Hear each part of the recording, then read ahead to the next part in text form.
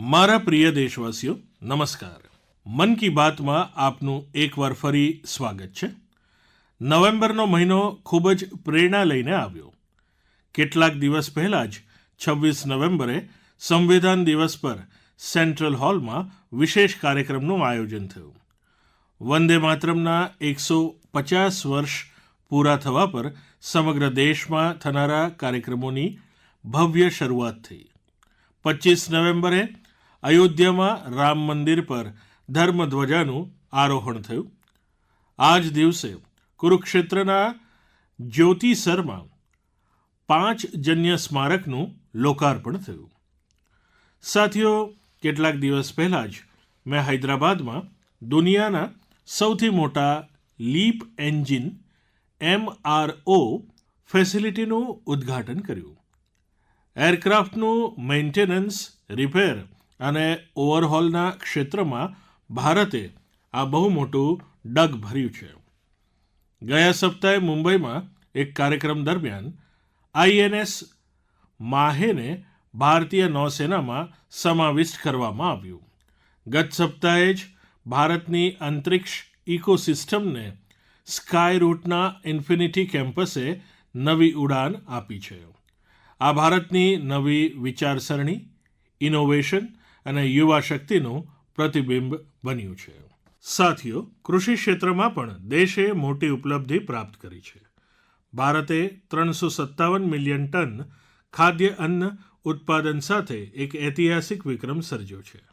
357 million ton. 10 વર્ષ પહેલાંની તુલનામાં ભારતનું ખાદ્યાન્ન ઉત્પાદન 100 મિલિયન ટન વધી ગયું છે. રમતની દુનિયામાં પણ ભારતે વિજય પતાકા લહેરાવી છે. કેટલાક દિવસ પહેલાં જ ભારતને રાષ્ટ્રસમૂહ રમતોની યજમાનીની પણ ઘોષણા થઈ. આ ઉપલબ્ધિઓ દેશની છે, દેશવાસીઓની છે અને મન કી બાત દેશના લોકોની આવી ઉપલબ્ધિઓને, લોકોના સામૂહિક પ્રયાસોને જનસામાન્યની સામે લાવવાનો એક સારો મંચ છે. સાથીઓ, જો મનમાં લગન હોય, સામૂહિક શક્તિ પર ટીમની જેમ કામ કરવા પર વિશ્વાસ હોય, પડીને ફરીથી ઊભા થવાનું સાહસ હોય, તો કઠિનમાં કઠિન કામમાં પણ સફળતા સુનિશ્ચિત થઈ જાય છે. તમે તે સમયની કલ્પના કરો જ્યારે ઉપગ્રહો નહોતા, GPS પ્રણાલી નહોતી, મુસાફરી, નેવિગેશનની કોઈ સુવિધાઓ નહોતી. ત્યારે પણ આપણા નાવિકો મોટા મોટા જહાજો લઈને સમુદ્રમાં નીકળી પડતા હતા અને નિશ્ચિત સ્થાને પહોંચતા હતા. હવે સમુદ્રથી આગળ વધીને દુનિયાના દેશ અંતરિક્ષની અનંત ઊંચાઈ માપી રહ્યા છે. પડકાર ત્યાં પણ તે જ છે. ન તો GPS પ્રણાલી છે, ન સંચારની એવી કોઈ વ્યવસ્થા છે. પછી આપણે કેવી રીતે આગળ વધીશું? સાથીઓ, કેટલાક દિવસ પહેલાં સોશિયલ મીડિયા પર એક વિડીયોએ મારું ધ્યાન આકર્ષિત કર્યું. આ વિડીયો ઇસરોની અનોખી ડ્રોન સ્પર્ધાનો હતો. આ વિડીયોમાં આપણા દેશના યુવાનો અને વિશેષ રૂપે આપણા જેન ઝી મંગળ ગ્રહ જેવી પરિસ્થિતિઓમાં ડ્રોન ઉડાડવાનો પ્રયાસ કરી રહ્યા હતા. ડ્રોન ઉડાવતા હતા, કેટલીક પળ સંતુલનમાં રહેતા હતા, પછી અચાનક જમીન પર પડી જતા હતા. જાણો છો કેમ? કારણ કે ત્યાં જે ડ્રોન ઉડી રહ્યા હતા તેમાં GPSનું સમર્થન બિલકુલ નહોતું. મંગળ ગ્રહ પર GPS સંભવ નથી. આથી ડ્રોનને કોઈ બહારી સંકેત અથવા માર્ગદર્શન મળી શકતું નથી. ડ્રોનને પોતાના કેમેરા અને ઇનબિલ્ટ સોફ્ટવેરના સહારે ઉડવાનું હતું. આ નાના એવા ડ્રોનને જમીનની પેટર્ન ઓળખવાની હતી, ઊંચાઈ માપવાની હતી, બાધાઓ સમજવાની હતી અને પોતે જ સુરક્ષિત ઉતરવાનો રસ્તો શોધવાનો હતો. આથી ડ્રોન પણ એક પછી એક પડતા જતા હતા. સાથીઓ, આ સ્પર્ધામાં પુણેના યુવાનોની એક ટીમે કેટલીક હદ સુધી સફળતા મેળવી. તેમનું ડ્રોન પણ અનેક વાર પડ્યું, તૂટી પડ્યું, પણ તેમણે હાર ન માની. અનેક વારના પ્રયાસ પછી આ ટીમનું ડ્રોન મંગળ ગ્રહની પરિસ્થિતિમાં કેટલીક વાર સુધી ઉડવામાં સફળ રહ્યું. સાથીઓ, આ વિડીયો જોતા મારા મનમાં એક બીજું દ્રશ્ય ઉભરીને આવ્યું. તે દિવસ જ્યારે ચંદ્રયાન-2 સંપર્ક બહાર થઈ ગયું હતું, તે દિવસે સમગ્ર દેશ અને વિશેષ તો વૈજ્ઞાનિકો કેટલીક પળો માટે નિરાશ થયા હતા. પરંતુ સાથીઓ, અસફળતાએ તેમને રોક્યા નહીં. તે દિવસે તેમણે ચંદ્રયાન-3ની સફળતાની ગાથા લખવાની શરૂ કરી દીધી. આ જ કારણ છે કે જ્યારે ચંદ્રયાન-3એ સફળ ઉતરાણ કર્યું તો તે કેવળ એક મિશનની સફળતા નહોતી, તે તો અસફળતામાંથી બહાર નીકળીને કેળવાયેલા વિશ્વાસની સફળતા હતી. આ વિડીયોમાં જે યુવાનો દેખાઈ રહ્યા છે તેમની આંખોમાં મને એ જ ચમક દેખાઈ.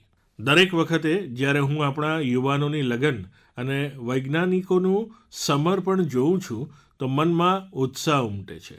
યુવાનોની આ જ લગન વિકસિત ભારતની બહુ મોટી શક્તિ છે. મારા પ્રિય દેશવાસીઓ, તમે બધા મધની મીઠાશથી અવશ્ય પરિચિત હશો, પરંતુ ઘણીવાર આપણને ખબર નથી પડતી કે તેની પાછળ કેટલા લોકોની મહેનત છે, કેટલી પરંપરા છે અને પ્રકૃતિ સાથે કેટલો સુંદર તાલમેળ છે. સાથીઓ, જમ્મુ કાશ્મીરના પહાડી વિસ્તારોમાં વનતુલસી એટલે કે સુલાઈના ફૂલોમાંથી અહીંની મધમાખીઓ ખૂબ જ અનોખું મધ બનાવે છે. તે સફેદ રંગનું મધ હોય છે જેને રામબન સુલાઈ હની કહેવાય છે. કેટલાક વર્ષો પહેલાં જ રામબન સુલાઈ હનીને જીઆઈ ટેગ મળ્યો છે. તેના પછી આ મધની ઓળખ પૂરા દેશમાં બની રહી છે. સાથીઓ, દક્ષિણ કન્નડા જિલ્લાના પુત્તુરમાં ત્યાંની વનસ્પતિ મધ ઉત્પાદન માટે ઉત્કૃષ્ટ માનવામાં આવે છે. અહીં ગ્રામજન્ય નામની ખેડૂત સંસ્થા આ પ્રાકૃતિક ઉપહારને નવી દિશા આપી રહી છે. ગ્રામજન્યએ અહીં એક આધુનિક પ્રોસેસિંગ યુનિટ બનાવ્યું. લેબ, બોટલિંગ, સ્ટોરેજ અને ડિજિટલ ટ્રેકિંગ જેવી સુવિધાઓ જોડવામાં આવી. હવે આ જ મધ બ્રાન્ડેડ ઉત્પાદન બનીને ગામડાઓથી શહેર તરફ પહોંચી રહ્યું છે. આ પ્રયાસોનો લાભ 2,500થી વધુ ખેડૂતોને મળ્યો છે. સાથીઓ, કર્ણાટકના જ તુમકુરુ જિલ્લામાં શિવગંગા કાલંજિયા નામની સંસ્થાનો પ્રયાસ પણ ખૂબ જ પ્રશંસનીય છે. તેના દ્વારા અહીં દરેક સભ્યને શરૂઆતમાં 2 બી બોક્સિસ આપવામાં આવતા હતા. આવું કરીને આ સંસ્થાએ અનેક ખેડૂતોને પોતાના અભિયાન સાથે જોડી દીધા છે. હવે આ સંસ્થા સાથે જોડાયેલા ખેડૂતો મળીને મધ બનાવે છે, સારું પેકેજિંગ કરે છે અને સ્થાનિક બજારો સુધી પહોંચે છે. તેનાથી તેમને લાખોની કમાણી પણ થઈ રહી છે. આવું જ એક ઉદાહરણ નાગાલેન્ડના ક્લિફ હની હન્ટિંગનું પણ છે. નાગાલેન્ડના ચોકલાગન ગામમાં ખિયામની યાગન જનજાતિ સદીઓથી મધ કાઢવાનું કામ કરતી આવી છે. અહીં મધમાખીઓ ઝાડ પર નહીં પરંતુ ઊંચા શિખરો પર પોતાનું ઘર બનાવે છે. આથી મધ કાઢવાનું કામ પણ બહુ જ જોખમી હોય છે. આથી અહીંના લોકો મધમાખીઓ સાથે પહેલાં સૌમ્યતાથી વાત કરે છે, તેમની અનુમતિ લે છે, તેમને કહે છે કે આજે તેઓ મધ લેવા આવ્યા છે, તે પછી મધ કાઢે છે. સાથીઓ, આજે ભારત હની પ્રોડક્શનમાં નવો વિક્રમ સર્જી રહ્યું છે. 11 વર્ષ પહેલાં દેશમાં મધનું ઉત્પાદન 76,000 મેટ્રિક ટન હતું. હવે તે વધીને 1.5 લાખ મેટ્રિક ટનથી પણ વધુ થઈ ગયું છે. ગત કેટલાક વર્ષોમાં મધની નિકાસ પણ 3 ગણાથી વધુ વધી ગઈ છે. હની મિશન કાર્યક્રમ અંતર્ગત ખાદી ગ્રામોદ્યોગે પણ 2.25 લાખથી વધુ બી બોક્સિસ લોકોમાં વહેંચ્યા છે. તેનાથી હજારો લોકોને આજીવિકાના નવા અવસરો મળ્યા છે. અર્થાત દેશના અલગ અલગ ખૂણામાં મધની મીઠાશ પણ વધી રહી છે અને આ મીઠાશ ખેડૂતોની આવક પણ વધારી રહી છે. મારા પ્રિય દેશવાસીઓ, હરિયાણાના કુરુક્ષેત્રમાં મહાભારતનું યુદ્ધ થયું હતું તે આપણે બધા જાણીએ છીએ. પરંતુ યુદ્ધના આ અનુભવને હવે તમે ત્યાં મહાભારત અનુભવ કેન્દ્રમાં પણ સાક્ષાત અનુભવી શકો છો. આ અનુભવ કેન્દ્રમાં મહાભારતની ગાથાને 3D light and sound show અને ડિજિટલ ટેકનિકથી દેખાડવામાં આવી રહી છે. 25 નવેમ્બરે જ્યારે હું કુરુક્ષેત્ર ગયો હતો ત્યારે આ અનુભવ કેન્દ્રના અનુભવે મને આનંદથી ભરી દીધો. સાથીઓ, કુરુક્ષેત્રમાં બ્રહ્મ સરોવર પર આયોજિત આંતરરાષ્ટ્રીય ગીતા મહોત્સવમાં સહભાગી થવાનું પણ મારા માટે ખૂબ જ વિશેષ હતું. હું એ જોઈને ખૂબ જ પ્રભાવિત થયો કે દુનિયાભરના લોકો દિવ્ય ગ્રંથથી કેવી રીતે પ્રેરિત થઈ રહ્યા છે. આ મહોત્સવમાં યુરોપ અને મધ્ય એશિયા સહિત વિશ્વના અનેક દેશોના લોકોની ભાગીદારી રહી છે. આ મહિનાની શરૂઆતમાં સાઉદી અરબમાં પહેલીવાર કોઈ સાર્વજનિક મંચ પર ગીતાની પ્રસ્તુતિ કરવામાં આવી હતી. યુરોપના લાતવિયામાં પણ એક યાદગાર ગીતા મહોત્સવ આયોજિત કરવામાં આવ્યો. આ મહોત્સવમાં લાતવિયા, એસ્ટોનિયા, લ્યુથેનિયા અને અલ્જીરિયાના કલાકારોએ ઉમંગથી હિસ્સો લીધો. સાથીઓ, ભારતની મહાન સંસ્કૃતિમાં શાંતિ અને કરુણાનો ભાવ સર્વોપરી રહ્યો છે. તમે બીજા વિશ્વયુદ્ધની કલ્પના કરો, જ્યારે ચારે તરફ વિનાશનું ભયાવહ વાતાવરણ સર્જાયું હતું. એવા મુશ્કેલ સમયમાં ગુજરાતના નવાનગરના જામ સાહેબ મહારાજા દિગ્વિજયસિંહજીએ જે મહાન કાર્ય કર્યું તે આજે પણ આપણને પ્રેરણા આપે છે. તે સમયે જામ સાહેબ કોઈ વ્યૂહાત્મક ગઠબંધન અને યુદ્ધની રણનીતિ સંદર્ભે નહોતા વિચારી રહ્યા, પરંતુ તેમની ચિંતા એ હતી કે વિશ્વયુદ્ધની વચ્ચે પોલિશ યહૂદી બાળકોની કેવી રીતે રક્ષા કરી શકાય. તેમણે ગુજરાતમાં તે સમયે હજારો બાળકોને શરણ આપીને તેમને નવજીવન આપ્યું, જે આજે પણ એક પ્રેરણા છે. કેટલાક દિવસ પહેલાં દક્ષિણી ઇઝરાયલના મોશાવ નેવાતીમમાં જામ સાહેબની પ્રતિમાનું અનાવરણ કરવામાં આવ્યું. આ બહુ જ વિશેષ સન્માન હતું. ગત વર્ષે પોલેન્ડના વોર્સોમાં મને જામ સાહેબના સ્મારક પર શ્રદ્ધાસુમન અર્પિત કરવાનું સૌભાગ્ય મળ્યું હતું. મારા માટે તે અવિસ્મરણીય રહેશે. મારા પ્રિય દેશવાસીઓ, કેટલાક દિવસો પહેલાં હું પ્રાકૃતિક ખેતીના એક વિશાળ સંમેલનમાં ભાગ લેવા કોઇમ્બતુર ગયો હતો. દક્ષિણ ભારતમાં પ્રાકૃતિક ખેતી સંદર્ભે થઈ રહેલા પ્રયાસોને જોઈને હું ખૂબ જ પ્રભાવિત થયો. કેટલા બધા યુવા ઉચ્ચ લાયકાતવાળા વ્યવસાયિકો હવે પ્રાકૃતિક ખેતીના ક્ષેત્રને અપનાવી રહ્યા છે. મેં ત્યાંના ખેડૂતો સાથે વાત કરી, તેમની પાસેથી અનુભવો જાણ્યા. પ્રાકૃતિક ખેતી ભારતની પ્રાચીન પરંપરાનો હિસ્સો રહી છે અને આપણા બધાનું કર્તવ્ય છે કે ધરતી માની રક્ષા માટે તેને નિરંતર ઉત્તેજન આપીએ. સાથીઓ, વિશ્વની સૌથી પ્રાચીન ભાષા અને વિશ્વના સૌથી પ્રાચીન શહેરમાંથી એક શહેર, આ બંનેનો સંગમ સદા અદ્ભુત હોય છે. હું વાત કરી રહ્યો છું કાશી તમિલ સંગમમની. 2 ડિસેમ્બરથી કાશીના નમો ઘાટ પર ચોથો કાશી તમિલ સંગમમ શરૂ થઈ રહ્યો છે. આ વખતે કાશી તમિલ સંગમમની થીમ ખૂબ જ રોચક છે. લર્ન તમિલ, તમિલ કરકલમ. કાશી તમિલ સંગમમ એ બધા લોકો માટે એક મહત્વપૂર્ણ મંચ બની ગયો છે જેમને તમિલ ભાષા પ્રત્યે પ્રેમ છે. કાશીના લોકોની જ્યારે પણ વાત થાય છે તો તેઓ સદા કહે છે કે કાશી તમિલ સંગમમનો હિસ્સો બનવાનું તેમને ખૂબ જ સારું લાગે છે.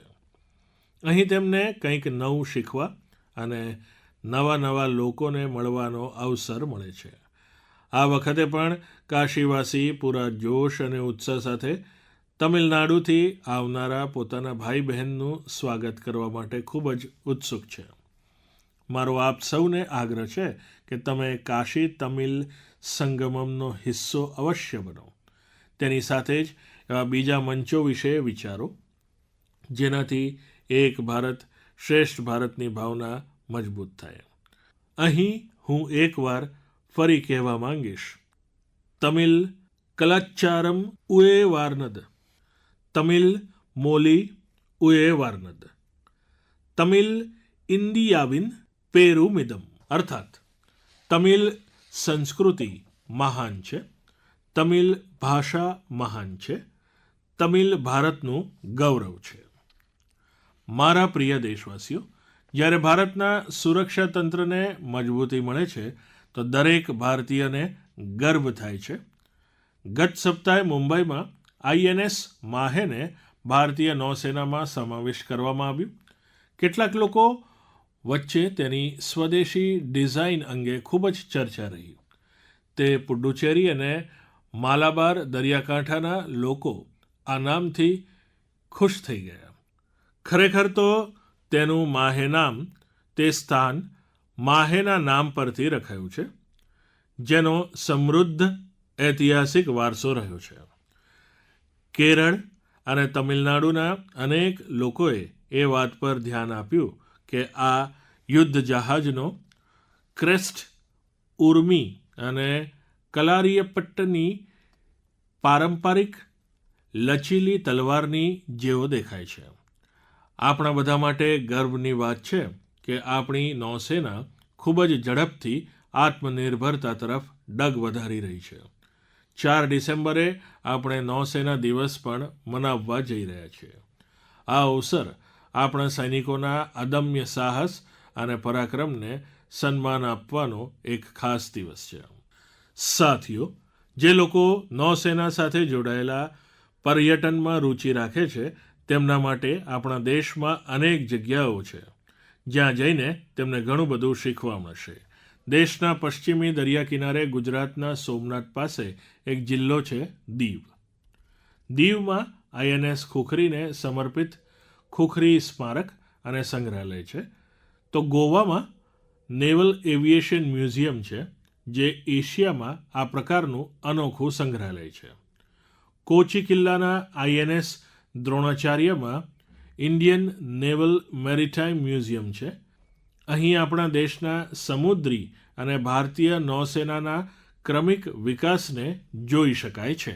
શ્રી વિજયાપુરમ, જેને પહેલાં પોર્ટ બ્લેર કહેવાતું હતું, ત્યાં સમુદ્રિકા નેવલ મરીન મ્યુઝિયમ તે ક્ષેત્રના સમૃદ્ધ ઇતિહાસને સામે લાવવા માટે જાણીતું છે. કારાવારના રવિન્દ્રનાથ ટાગોર સમુદ્ર કાંઠે વોરશિપ મ્યુઝિયમમાં મિસાઇલો અને શસ્ત્રોની રેપ્લિકા રાખવામાં આવી છે. વિશાખાપટ્ટનમમાં પણ એક સબમરીન હેલિકોપ્ટર અને એરક્રાફ્ટ સંગ્રહાલય છે, જે ભારતીય નૌસેના સાથે જોડાયેલું છે. હું તમને સૌને વિશેષ રીતે સૈન્ય ઇતિહાસમાં રુચિ રાખનારા લોકોને આગ્રહ કરું છું કે તમે આ સંગ્રહાલયો જોવા અવશ્ય જાઓ.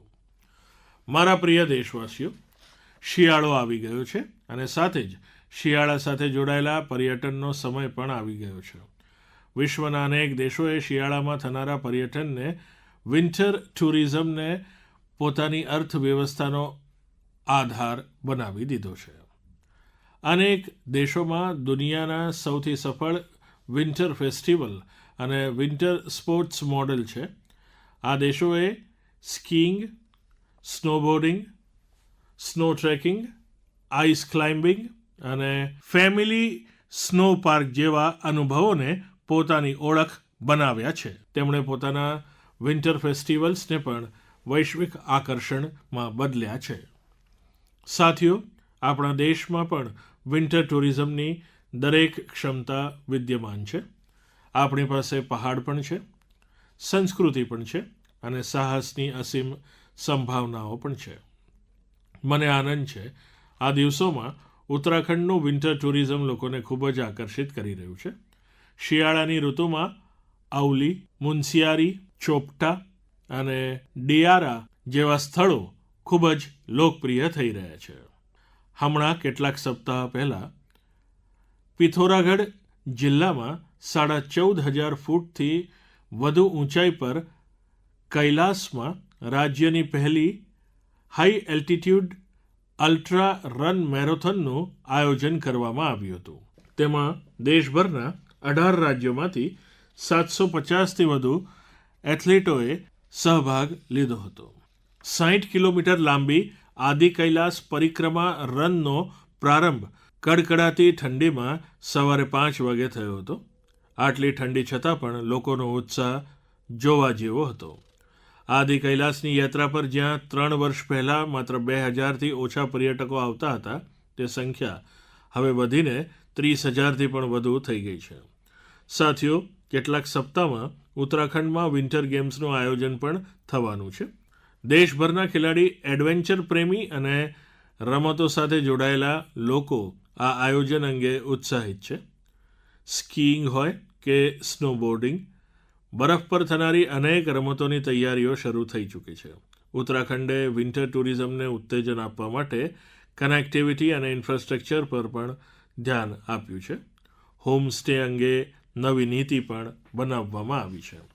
સાથીઓ, શિયાળામાં વેડ ઇન ઇન્ડિયા અભિયાનની પણ અલગ ધૂમ હોય છે. શિયાળાનો કૂણો તડકો હોય, પહાડથી ઉતરતા ધુમ્મસની ચાદર હોય, ડેસ્ટિનેશન વેડિંગ માટે પહાડ પણ હવે ઘણા લોકપ્રિય થઈ રહ્યા છે. અનેક લગ્નો તો હવે વિશેષ રીતે ગંગાજીના કિનારે થઈ રહ્યા છે. સાથીઓ, ઠંડીના દિવસોમાં હિમાલયની ઘાટીઓ એક એવા અનુભવનો હિસ્સો બની જાય છે જે જીવનભર સાથે રહે છે. જો તમે આ શિયાળામાં ક્યાંય જવાનો વિચાર કરી રહ્યા હો તો હિમાલયની ઘાટીઓનો વિકલ્પ અવશ્ય રાખજો. સાથીઓ, કેટલાક સપ્તાહ પહેલાં હું ભૂટાન ગયો હતો. આવી યાત્રાઓમાં અલગ અલગ પ્રકારના સંવાદ અને ચર્ચાઓનો અવસર મળે છે. પોતાની આ યાત્રામાં મેં ભૂટાનના રાજા, વર્તમાન રાજાના પિતાજી, જે પોતે પણ પહેલાં રાજા રહી ચૂક્યા છે, ત્યાંના વડાપ્રધાન અને અન્ય લોકો સાથે મુલાકાત કરી. આ દરમિયાન દરેક પાસેથી એક વાત અવશ્ય સાંભળવા મળી.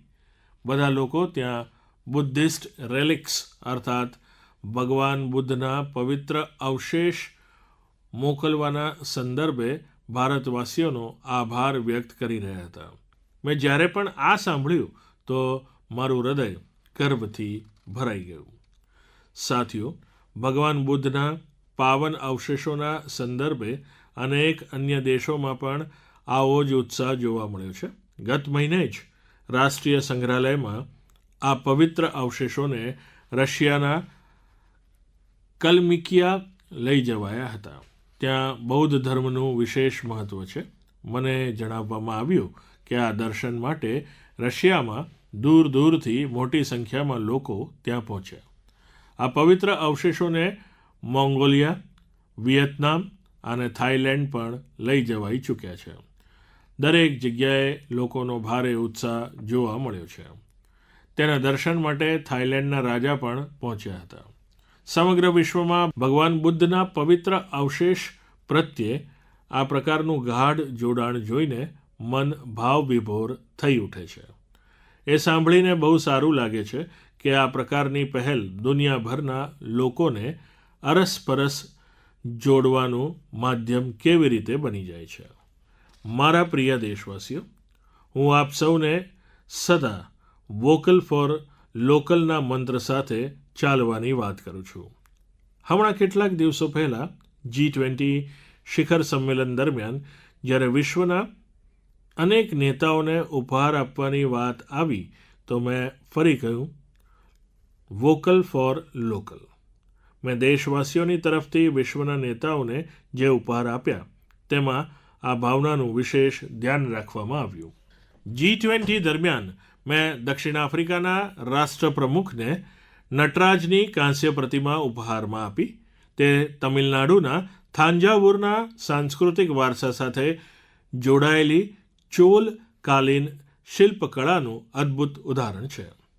કેનેડાના વડાપ્રધાનને ચાંદીના અશ્વની પ્રકૃતિ આપવામાં આવી. તે રાજસ્થાનના ઉદયપુરની ઉત્કૃષ્ટ શિલ્પકળાને દર્શાવે છે.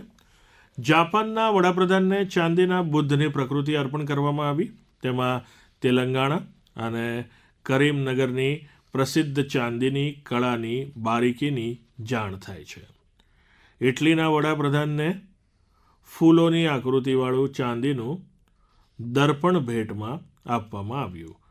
તે પણ કરીમનગરની જ પારંપરિક ધાતુ શિલ્પકળાને પ્રદર્શિત કરે છે. ઓસ્ટ્રેલિયાના વડાપ્રધાનને મેં બ્રાસની ઉરલી આપી. તે કેરળના મન્નારનું એક ઉત્કૃષ્ટ શિલ્પ છે. મારો ઉદ્દેશ્ય હતો કે દુનિયા ભારતીય શિલ્પકળા અને પરંપરા વિશે જાણે.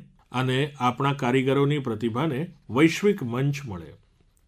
સાથીઓ, મને આનંદ છે કે વોકલ ફોર લોકલની ભાવનાને દેશના કરોડો લોકોને પોતાના જીવનનો હિસ્સો બનાવી લીધો છે. આ વર્ષે જ્યારે તમે તહેવારની ખરીદી માટે બજારમાં ગયા હશો તો એક વાત તમે બધાએ અનુભવી હશે. લોકોની પસંદ અને ઘરમાં આવનારા સામાનમાં એક સ્પષ્ટ સંકેત દેખાતો હતો કે દેશ સ્વદેશીની તરફ પાછો ફરી રહ્યો છે. લોકો પોતાના મનથી ભારતીય ઉત્પાદનોને પસંદ કરી રહ્યા છે.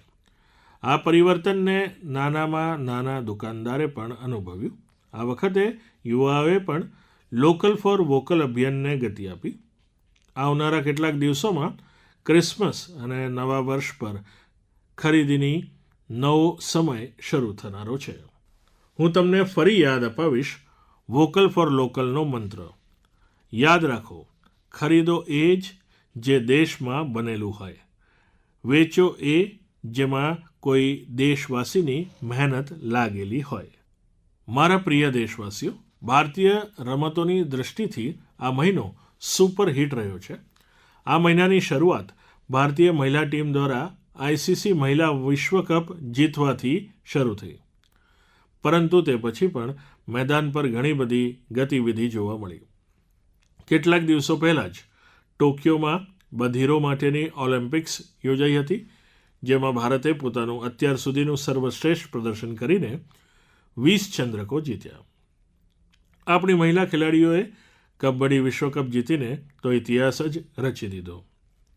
સમગ્ર સ્પર્ધામાં તેમણે ઉત્કૃષ્ટ પ્રદર્શન કરીને દરેક ભારતવાસીનું મન જીતી લીધું.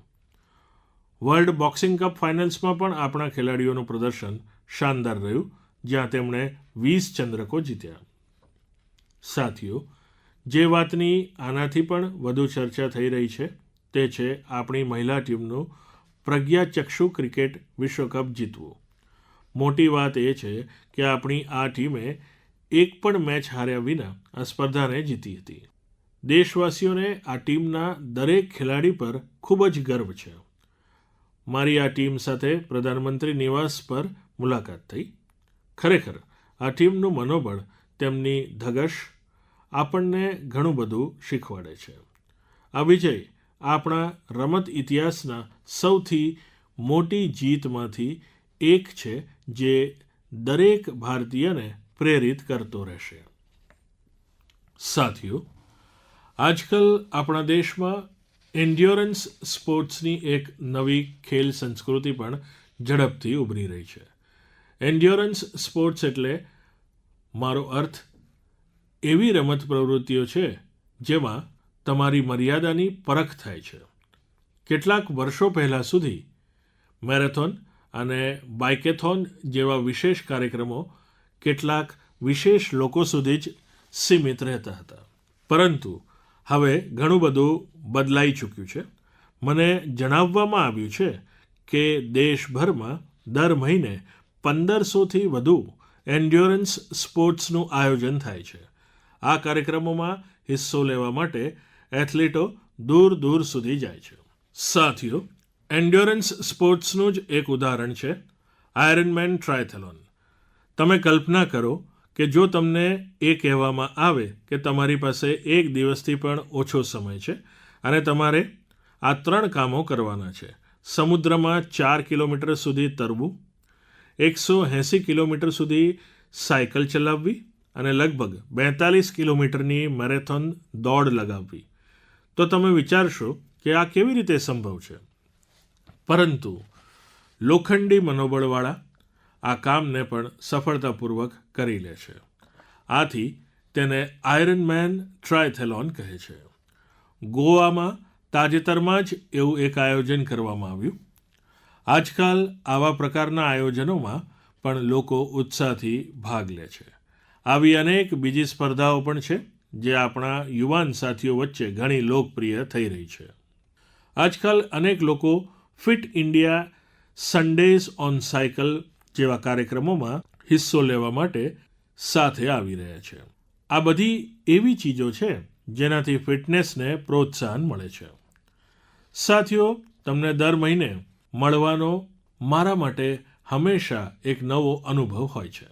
તમારી ગાથાઓ, તમારા પ્રયાસો મને નવેસરથી પ્રેરિત કરે છે. તમારા સંદેશાઓમાં તમે જે સૂચનો મને મોકલો છો, જે અનુભવ વહેંચો છો, તેનાથી અમને આ કાર્યક્રમમાં ભારતની વિવિધતાઓને સમેટી લેવાની પ્રેરણા મળે છે. જ્યારે આપણે આગામી મહિને મળીશું તો 2025 સમાપ્ત થવા આવ્યું હશે. દેશના મોટાભાગના હિસ્સાઓમાં હવે ઠંડી પણ વધતી જશે. શિયાળાની ઋતુમાં તમે તમારું અને પોતાના પરિવારનું વિશેષ ધ્યાન રાખજો. આગામી મહિને આપણે કેટલાક નવા વિષયો, નવા વ્યક્તિત્વોની ચર્ચા અવશ્ય કરીશું. ખૂબ ખૂબ ધન્યવાદ. નમસ્કાર.